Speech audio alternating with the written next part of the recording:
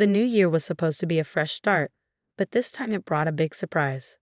The doorbell rang, breaking the quiet of my cozy home.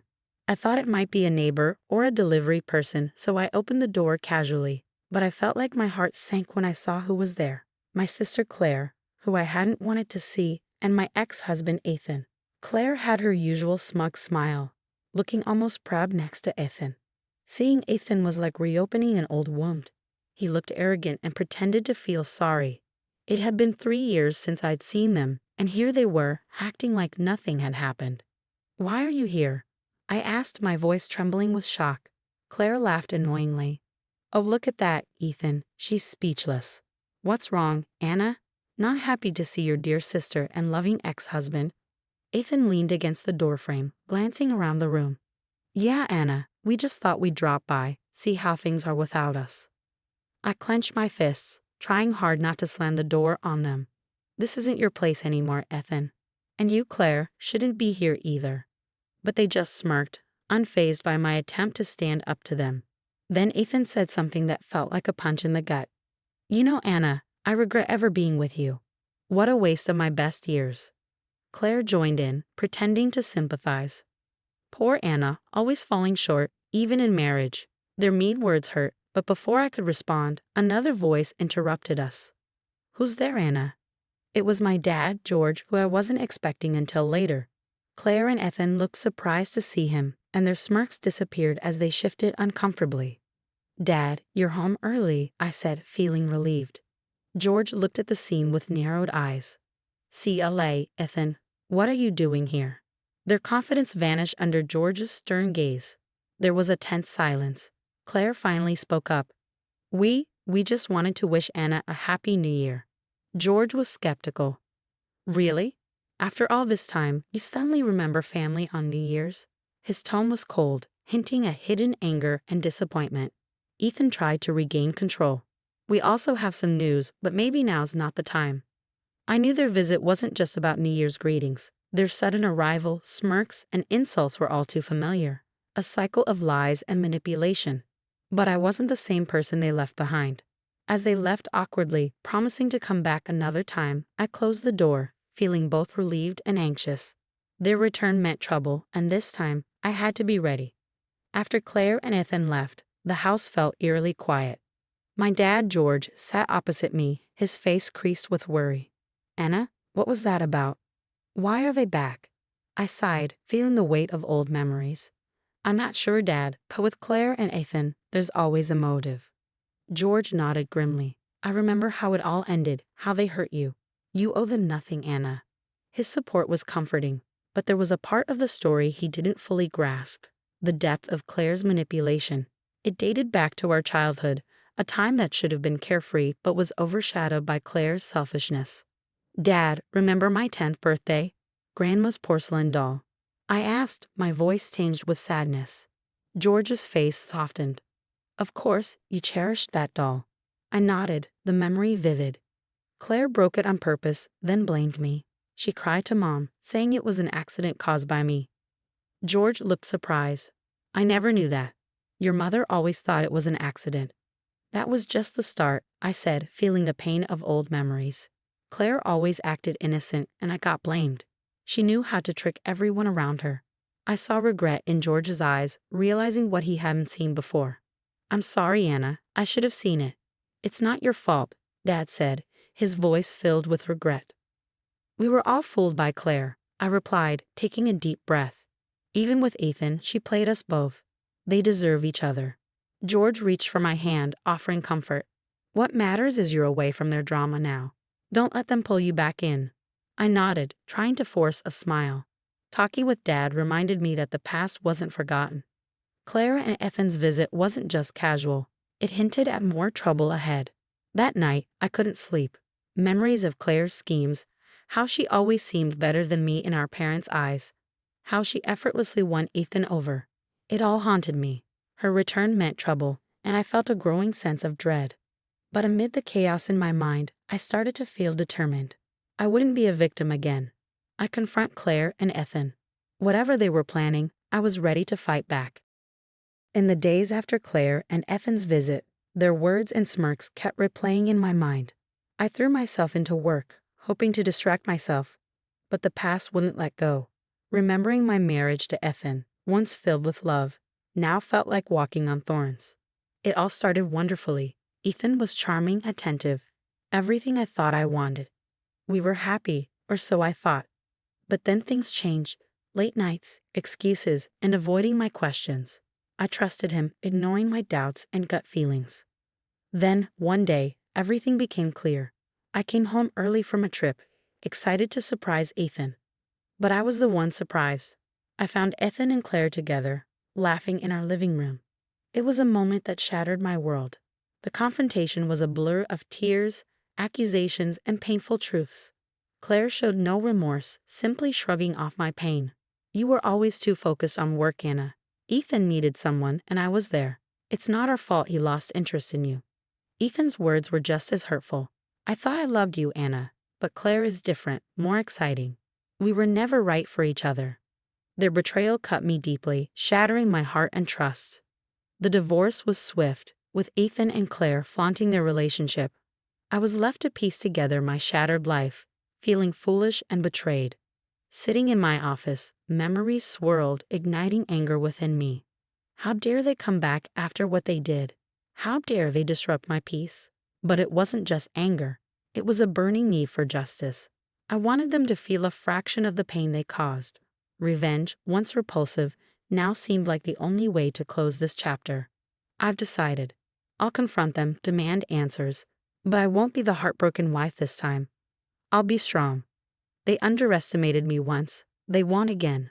I dialed Ethan's number, my voice steady, my resolve unshakable. Ethan, we need to talk. Meet me at the cafe on 5th Street tomorrow at noon. His surprise stammer was a small victory. Sure, Anna.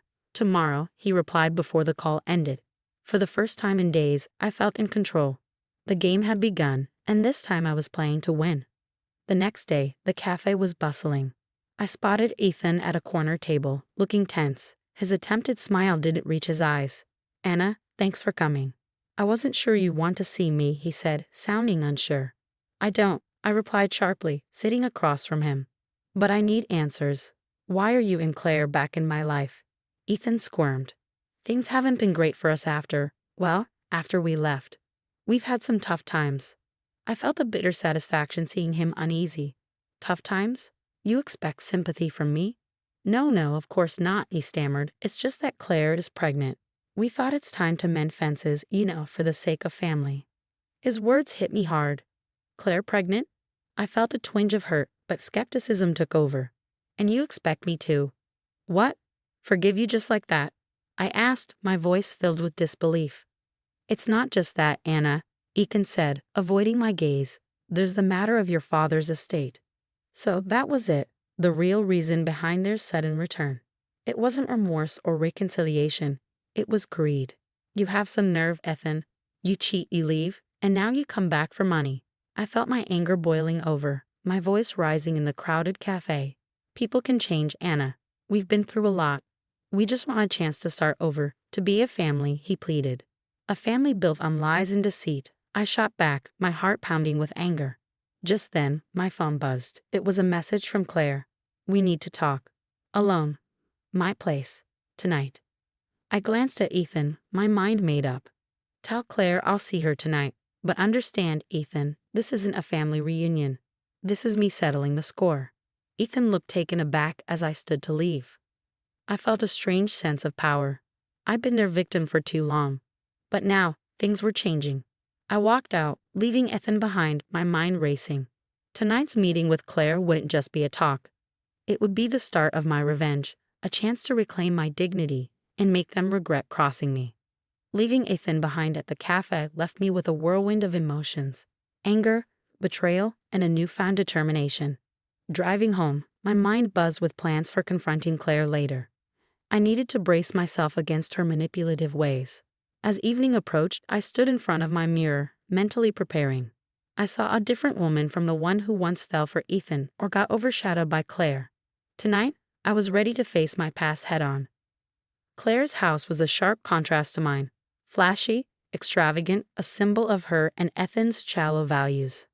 I knocked on the door, my heart racing but my resolve strong. When Claire opened it, she looked as poised and arrogant as ever. "Anna, come in. I'm glad you could make it." Her tone dripped with condescension, as if inviting me in was some kind of favor. Stepping inside, I took in the extravagant decor. "So Claire, why am I here? What do you want from me?" I asked, cutting to the chase. Claire led me to the living room, her movements graceful yet calculated. "I wanted to talk to you, sister to sister. It's been too long, and with the baby coming, I thought it's time we bury the hatchet." I almost laughed at her audacity. Bury the hatchet? After you stole my husband and now come back for my father's inheritance? Claire's expression hardened briefly before she composed herself. "Anna, let's be practical. Ethan and I need financial stability for our child. Your father's estate can help with that." Her greed was clear. "You expect me to just hand over what's rightfully mine after everything you've done?" "It's not just about the money, Anna," Claire said, falsely sincere. "It's about family. We're still sisters, after all." I stared at her in disbelief. "You lost the right to call me sister when you betrayed me." There was a heavy silence between us, tension thick in the air. Then Claire's mask slipped, revealing her true nature. "Fine. If you're going to be selfish, let's talk legalities. Dad's will favors the first grandchild. My baby will secure the inheritance for Ethan and me." Her words hit me hard. This was her plan, to use her pregnancy to manipulate our father's will in her favor. "You're unbelievable, Claire. You think you can manipulate everyone to get what you want?" "Not this time. I won't let you," I said firmly. Claire smirked, her eyes cold and calculating. "We'll see, Anna. We'll see how long you can keep up this act," she sneered. I turned to leave, my mind spinning. Driving away, a plan began to form. Claire and Ethan were playing a dangerous game, but now I knew the rules. It was time for them to realize I wasn't just a pawn in their twisted game. The days after my confrontation with Claire were filled with intense preparation for the looming legal battle over my father's estate. I sought out legal advice, determined to safeguard what was rightfully mine and my father's legacy from Claire and Ethan's greed. As I delved into the legal details, shocking news reached me. Ethan's business, once touted with confidence, had collapsed. They were drowning in debt, unable to sustain their lavish lifestyle. This revelation shed light on their sudden return and their desperation for the inheritance. Meeting with my lawyer, Miss Harper, we discussed our strategy. "They're financially and legally trapped," she noted, examining the documents. "Your sister's claim about the will doesn't hold up legally. We can challenge it." Miss Harper's confidence was reassuring, but I knew Claire and Ethan wouldn't give up easily. They were like cornered animals, unpredictable and dangerous. My resolve was tested sooner than I anticipated. One evening, returning home from work, I found Claire waiting on my doorstep, her expression a mix of defiance and desperation. "Anna, we need to talk," she said, her voice shaky. "I have nothing to say to you, Claire. This matter is with the lawyers now," I replied, trying to pass by her. She stepped forward, blocking my path. "Please, Anna. I'm not pregnant. It was a lie, a plan Ethan and I made to influence Dad's will." Her confession, though shocking, didn't surprise me. It was just another deceit in their long list. "So you've been lying all this time. What now, Claire? Ready to give up?" I asked coldly. Claire's eyes filled with tears, but they didn't sway me. "I don't know what to do. Ethan's business is ruined. We're losing everything. I need your help, Anna." Her plea for help, after all they'd done, was almost laughable. "You want my help after everything you've done? You're delusional," I said, pulling away from her. "The sister I knew died when you betrayed me. You made your choice, Claire. Live with it." Leaving Claire alone, I entered my house, closing the door on her and our past. It felt liberating. I was free from our toxic relationship. That night, in the quiet of my living room, I realized this was more than an inheritance battle. It was about my liberation, closing the chapter on Claire and Ethan's treachery and moving on. The following weeks were a whirlwind of legal battles. Claire and Ethan's desperation grew as their financial troubles mounted. Despite it all, I remained strong, with Miss Harper's help and my newfound resolve. The day of the court hearing arrived, the atmosphere tense and charged. The courtroom was cold, contrasting sharply with the simmering emotions within. Ethan and Claire sat together, trying to maintain a facade of unity, but their strained appearances betrayed their true feelings. As the proceedings began, Miss Harper skillfully dismantled each of their arguments. Claire's lie about her pregnancy was exposed, further weakening their case. I watched Claire as the reality sank in. The confident, manipulative sister I once knew was gone, replaced by someone consumed by the consequences of her actions. During a recess, Claire approached me, desperation in her eyes. "Anna, please. I know I don't deserve your mercy, but we're ruined. We have nothing." Her words, once persuasive, now had no effect on me. "You brought this upon yourselves, Claire. You chose greed and deceit, and now you must face the consequences." The final judgment was a clear win for me. The judge ruled in my favor, ensuring that the inheritance rightfully stayed with me. Claire and Ethan left the courtroom defeated, their schemes crumbling. But as I walked out, a sense of closure washed over me. This wasn't just a legal win. It was a personal victory over my past demons. Claire and Ethan's downfall was the justice they deserved. But for me, it marked a new beginning, free from the pain they caused. In the days that followed, I focused on rebuilding my life, leaving behind the shadows of Claire and Ethan. The scar they left would always be a part of me, but it no longer controlled me. I had become stronger, more resilient, and had a better understanding of myself and my values. As I sat in my garden one evening, watching the sunset, I understood that real victory wasn't in revenge or the pain of those who hurt me. It was in the peace and inner strength I discovered, the power to move on and embrace new beginnings.